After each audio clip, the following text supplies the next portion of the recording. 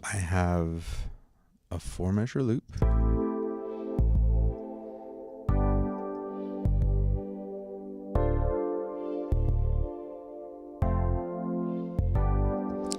And I want to put in some drums, and I want to show you how to use the instrument battery as opposed to expand.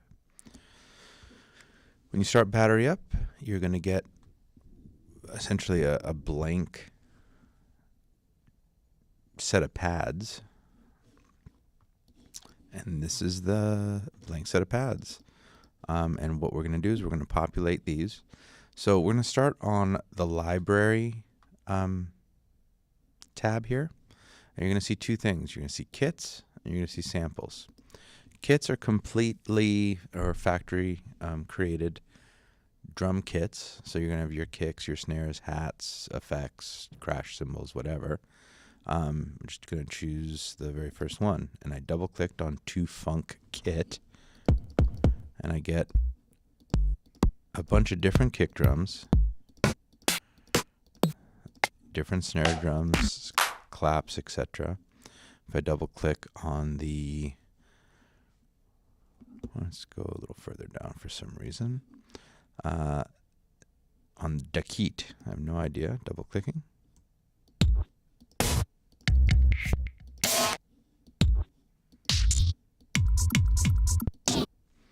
All right, so you get the idea there. It's pretty straightforward. This is from Tim Exile.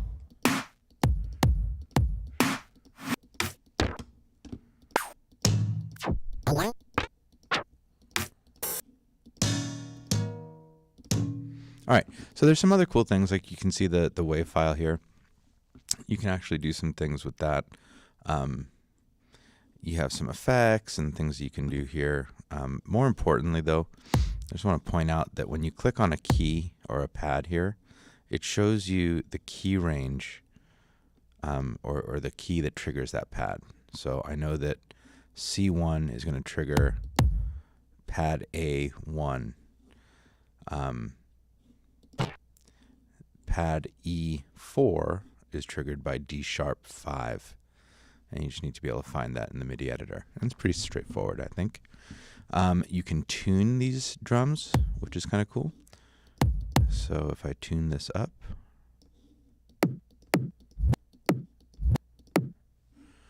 or down for that matter,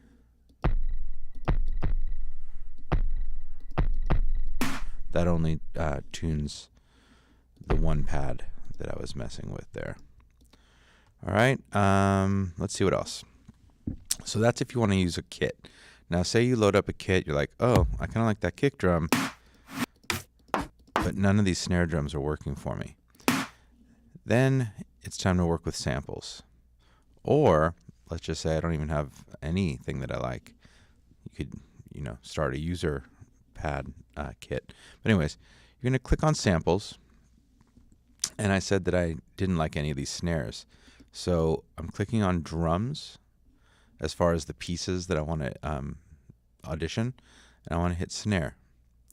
And now these are all snare drums that I could play with. I'd like a digital snare or an analog snare or drum rolls, a rim shot. So I'm going to go ahead and put analog. And if I have this button pressed here, then I can preview them. And I'm just actually hitting the down arrow on my keyboard. And I think I want that snare 606. So I'm just going to click and drag that over on top of the snare that I was replacing. And now I have a new kick.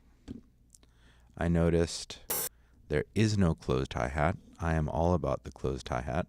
So I'm going to hit hi-hat closed.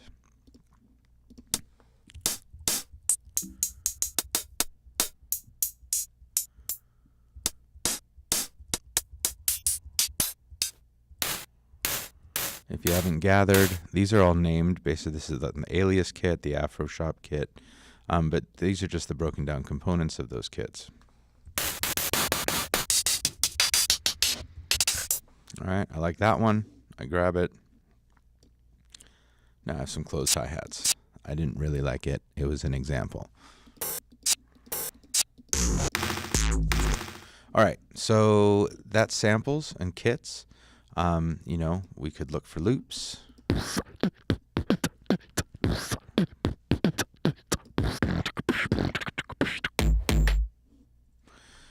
One-shots. Scratching. Yes, sound effect. All right, so there's all kinds of stuff you can do with what's provided. This all comes in the library that comes with Battery. Files. Files is a little bit different. This is going to change and become much easier once the new computers come in. So at that point, I'll probably have to redo my presentation. But I'm going to start up at the top here just so you can settle yourselves. This is the top level of the audio production share drive, the Dropbox where you drop off all your projects in the share drive. Right now, people have some projects in here. Adlan, what's up? Dylan, what's up? In sample material, I have a host of different loops and samples.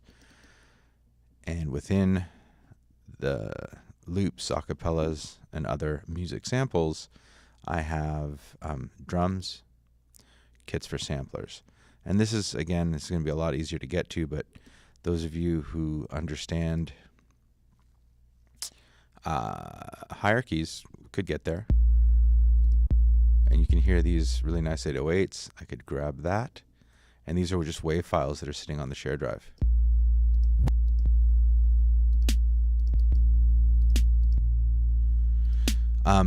And this is kind of cool because 808s are being used these days as bass as well. So just check this for a second. Oh, that's a reverse. Whoa. All right. Actually, I want to copy this. So this is just 808.3. And I'm going to tune that one up a semitone. One up 2 semitones, and this one up 3 semitones. Okay, so now I got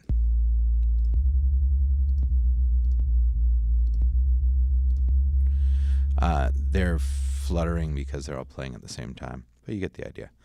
All right, so without getting into kind of all this other stuff here, which could be cool, but I'm going to confuse things at the moment. I'll just make a beat. How's that? So I take a drum beat that I like, drum set. I don't like that drum set.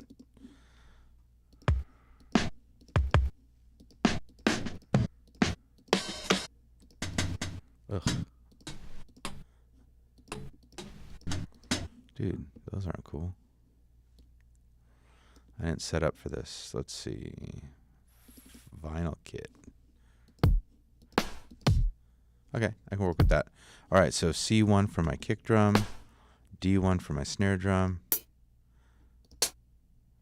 and G#2 for my, so C, D, and G#2. That's the one that I'll forget, is G#2. Drums. G#2 is right here. So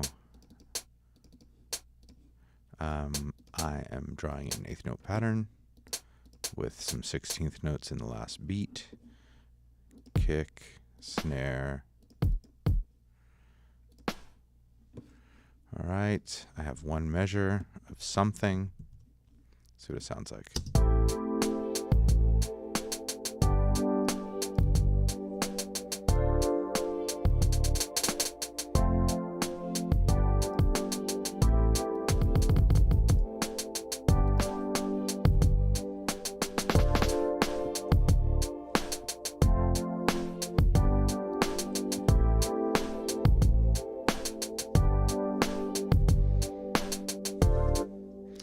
All right, so we got some drums with battery. That's about it.